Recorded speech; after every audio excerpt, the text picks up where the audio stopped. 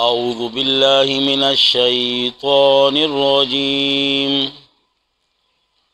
بسم الله الرحمن الرحيم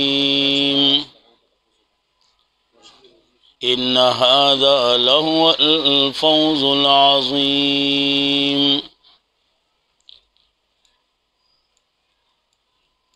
دی آیت کریمہ کے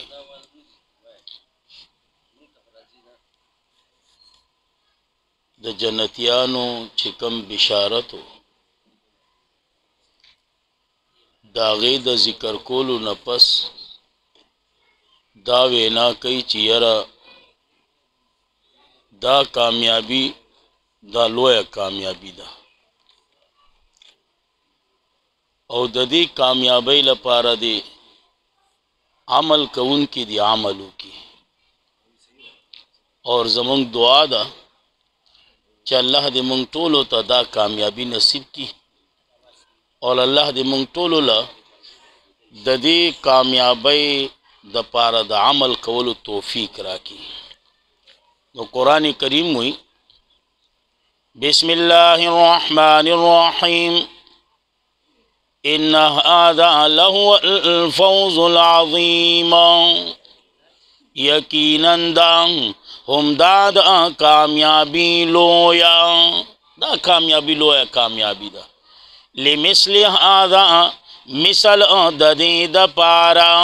یو معنا شو یا بل معنا وکا لمثل هذا پشان د دې کامیابی پس عمل دی او کی عمل کون کی عمل دی کی عمل کون کی اوس د دوړو تقابل پیش کی. صحیح ده جی. یو طرف ته داسې نعمتونه دي او بل طرف ته به داسې عذابونه او سزاګانې وي. نو ته سوچ وکړه چې کم یو غوره ده. نو قرآن وی اذالکا آیا دغه جنت خیر غوره دی نزولا میل مستیا پتور ام شجرت الزقوم یا ون د سپیړو یا ون د سپیړو. صحیح ده جی. مندرې غونې ونه ده او دا څانګې نه دي دا داسې دي لکه د سپیړو په شان دي او په دې کې میوه ومئ سره سره غونې خو هغه ازغي نه وي ته به وایې دا د اشټلو میخونه دي اشټلو میخونه. نو دا سپیړو دا ونه ورته ځکه وایي چې هغه پاڼې د سپیړو په شانتي دي. نو ځکه یې ځای وایي اذالکا آیا دغه جنت غوره دی میل مستیا پتور یا ون د سپیړو یا ون د زقوم یعنی د سپیړو. انا جعلناها یقینا ګرځولې د امنګه دا ونه فتنه للظالمین فتنه د پاره د ظالمانو فتنه د پاره د ظالمانو. یا ساتي دا فتنه چې ده کنه دا په دو معنو باندې ده یا په معنی د عذاب ده یا په معنی د امتحان ده. نو دواړه معنی کولی شي. انا جعلناها یقینا ګرځولې د امنګه دا ونه فتنه للظالمین عذاب د پاره د ظالمانو. یا دویم امانه فتنه امتحان للظالمین د پاره د ظالمانو امتحان یا عذاب. صحیح ده جی. ورپسې وی انها یقینا دا یو بوټی دی تخرج چې راوځي فی اصل الجحیم په میز د جهنم کې په میز د جهنم کې. اوس دغه مقام د امتحان دی. الو عجیبه خبره کوي. یو طرف وای چې د اور د جهنم داسې اور دی چې کاڼي سیزي بل طرف نه پکې بوټي راوباسي. دا اوس امتحان شو. دا څه شو؟ امتحان. صحیح ده که نه؟ نو دا اوس امتحان شو. هلکه موږ نور څه نه پوهېږو خو الله ذکر کړی ده زموږ په ایمان دی زموږ په ایمان دی. اوس دا خبره چې کوم تفاسیر لیکلې ده چې آیا دا به لعاب د جهنم یا چې موږ پښتو کې ورته هغه توکاڼې موکاڼې ویو که نه، نو بهرحال هغه د علماو د تفاسیرو خبرې دي، هغه طرف ته نه ځمه. خالي دومره ویمه انها شجرتون، یقینا دا یو ونه ده تخرج چې راوځي به فی اصل الجحیم په میز د جهنم کې، څانګې د هغې طلعها معنا څانګې د هغې یا غنچکونه د هغې، او درېمه معنا میوې د هغې کأنه گویا چې دا سرونه د شیطان دي. سرونه د چا دي؟ د شیطان. صحیح ده؟ دا اوس څه مقصد ده؟ یعنی داسې به بیکاري که نه، داسې دا په هغه بیکاروالي کې تشبیه وله ورکړه، په هغه بیکاروالي او په هغه سخامنوالي کې وله تشبیه ورکړه. اوس که څوک وایي یاره تا ته څنګه پته، موږ وایو هلکه د شیطان دا قبح نه ده، دا نفرت دا عام دی، نو ځکه قرآن خبره عام وکړه چې گویا داسې دي لکه سرونه د شیطان. صحیح ده جی؟ او څنګه چې د ملائکو هغه حسن هغه جمال مشهور دی، نو دغه شانتې د شیطان هغه قبح بدواله بیکارواله هغه مشهور دی. لکه څنګه چې دا بعضې موږ ویو که نه، یا لکه داسې دی لکه د شیطان زوی دی، نو د شیطان زوی دی نو چې ښه ونې کځي هلکه ماشاءالله ته به وایي چې پریخته ده ښه، پریخته ده ښه. او تاسو زما پرون ویلو که نه، زمونږ د ګړی شیخ القرآن رحمت الله علیه مولانا عبدالرحمن صاحب او مشهور په سابق شیخ القرآن باندې، خو زمونږ حسنزو کې به په سابق صاحب باندې مشهور. اصل کې دی صاحب الحق، ولی پلار هم عالمو او د پلار ځای هم راټینګ کړی، پلار یې درسي عالمو، الله دې د دواړو په قبرونو باندې رحمتونه ولیږي، لوی عالمو. او یقینا زمونږ په حسنزو کې محنت کړی دی، که څوک یې مني او که نه مني، خو مشران چې کوم ژوندي دي هغوی تسلیموي.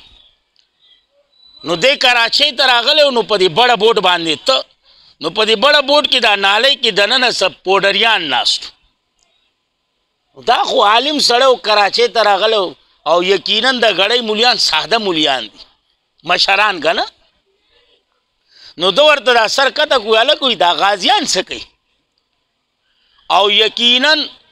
د شیخ صاحب له الله قد هم ورکړی، وجود هم ښایسته و، قد هم ښایسته و، حسن هم ښکلی و، دا مخ یې داسې پلن پلن و. نو هغه چې څنګه هغه پوډریانو لیدل، هغوی یو دم ویلي وی خدا کی قسم وي انسان نہیں ہے، پرشتہ ہے، پرشتہ. نو شیخ صاحب خو پې پوه نه شو، هغه تپوس وکړو چې دا څه وي؟ هغه شیخ صاحب دی وایي چې دا انسان نه بشر دی، هغه یاره غازیان ساده دي وی، غازیان ساده دي وی. نو غرض مې دا و چې څنګه د ملائکو دا حسن مشهور دی، د هغوی دا خواله مشهور دی، نو دغه شانتې د شیطان دا بدواله او دا قبحه چې ده دا هم مشهور ده. نو ځکه یې وایي کأنه گویا چې دا سرونه د شیطان دي. یا دویمه معنی وکړه، شیطان نه مراد ماران واخله. څه مراد والا؟ ماران. کأنه گویا چې دا سرونه د مارانو دي، فإنهم پس یقینا دوی لآکلون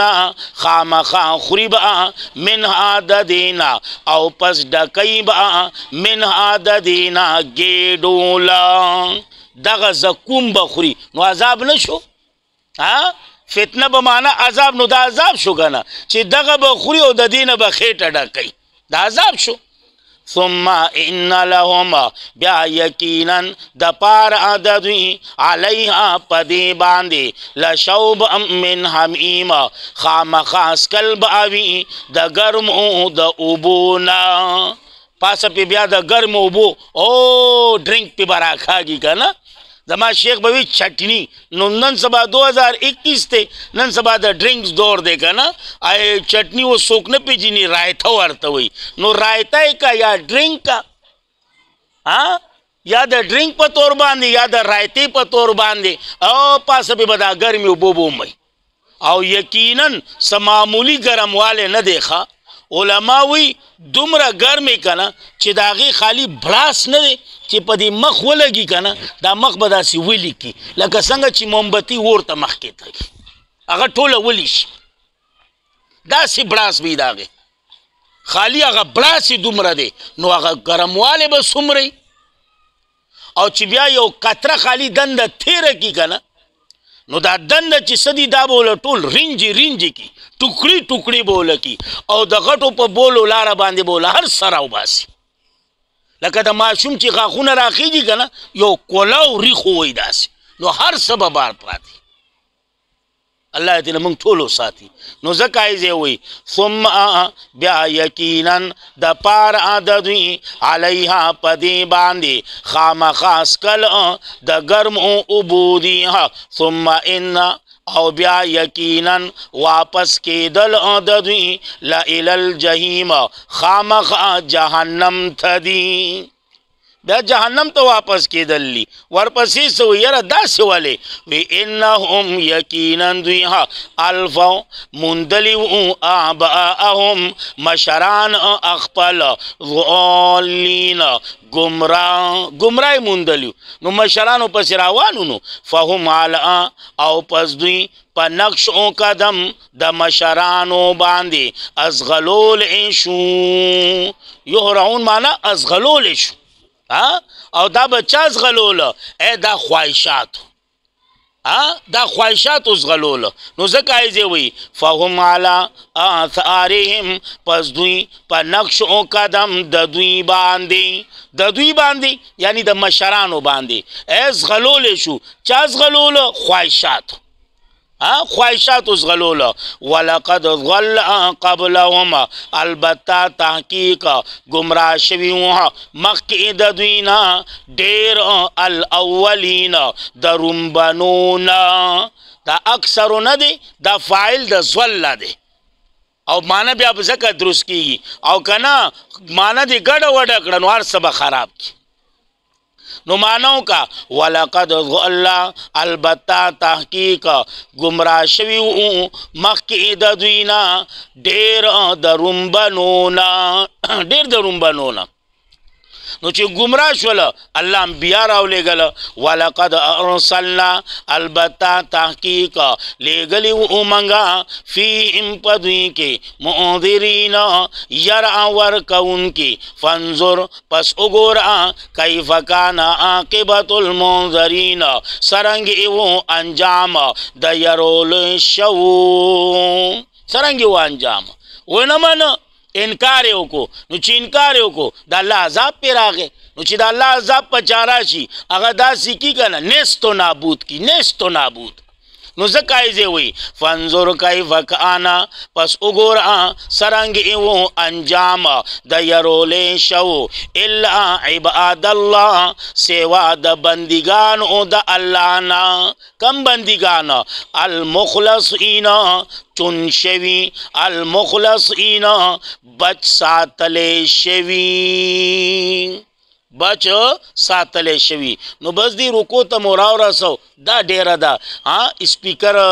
خوند نشته دی نو ولقد واقعه د نوح علیه السلام ورپسې د ابراهیم ورپسې د نورو انبیاو واقعات نو انشاءالله که الله ژوند راکړي سباني درس کی الله رب العزت زمونږ دا درس په خپل دربار کې قبول او منظور کی بالخصوص زما د مور او پلار لپاره زما د نیا نیکونو لپاره زمونږ د تمام اساتذه کرامو او د شیوخو لپاره او د تمام اهل حق علماو لپاره طلباو لپاره طالباتو لپاره ستاسو لپاره زمونږ دپاره زمونږ د اهل و عیال دپاره زمونږ د وړو لپاره زمونږ د کور والو لپاره الله رب العزت ذریعه د نجات ذریعه د خلاصۍ ذریعه د بخانې وګرځي او چې څومره مسلمانان د دنیا نه رخصت شوي دي الله دې د ټولو بخښنه وکړي او چې څومره بیماره دي الله دې ټولو له شفای کامله او صحت کامله ورکړي او چې څومره پریشانه دي الله دې د ټولو پریشانی په خوشحالو بدل کړي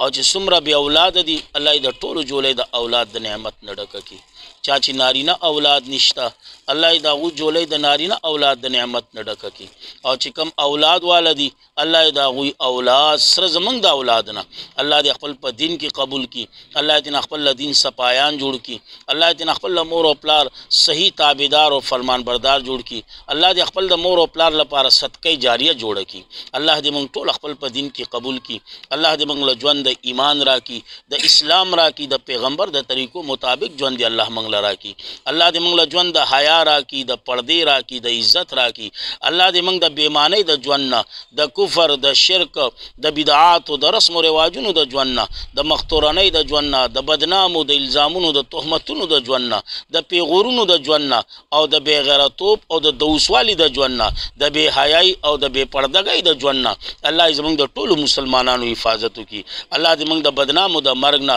د الزامونو د مرګ نه د تهمتونو د مرګ نه اچانک او د حادثو د مرګ نه او د ګناه په حالت کې د مرګ نه او بغیر د توبې د مرګ نه الله زموږ د ټولو مسلمانانو حفاظت وکړي الله زموږ د ټولو ګناهونه معاف کړي یا الله د درس مجلس دی الله د دې درس په وسیله باندې الله زموږ چې څومره ګناهونه دي الله ته راته معاف کړي الله موږ ټول په سچه باندې توبه کوو الله ته راته معاف کړي الله ته راته معاف کړي الله هر هغه ګناه چې کوم موږ مخکې کړي دي یا اوس کړي دي یا په ښکاره کړي دي یا په پټه کړي دي الله ته راته معاف کړي الله ته راته معاف کړي الله چې په موږ کې کم ګناه موجود دی الله تا ته پته ده الله تا ته خبردار ځکه چې علیم بذات صدور ذات د کائنات د ذرې نه خبردار الله ته زموږ نه هغه ګناه وباسه الله ښه په حیا باندې ښه په عزت او په پرده باندې الله د هغه ګناه نه زموږ زړه ډک کړه زموږ تېنه نفرت پیدا کړه الله زموږ تېنه زړه ډک کړه زموږ تېنه نفرت پیدا کړه الله زموږ د ټولو ګناهونه معاف کړه الله چې څومره ملنګان ستا د دین لپاره لګیا دي اعلی کلمت الله لپاره لګیا دي الله ته ورسره امداد وکړه الله ته ورسره امداد وکړه او چې څومره بېګناه بندیوان دي لاپته دي الله د ټولو د رهایي اسباب پیدا کړه الله زموږ د ټولو خاتمه په ایمان باندې نصیب کړه او خاص کر په وخت په ځنکدن دا ښایسته کلمه لا اله الا الله محمد رسول الله الله زموږ په جواب باندې جاری او ساری وساته واخر دعوانا الحمدلله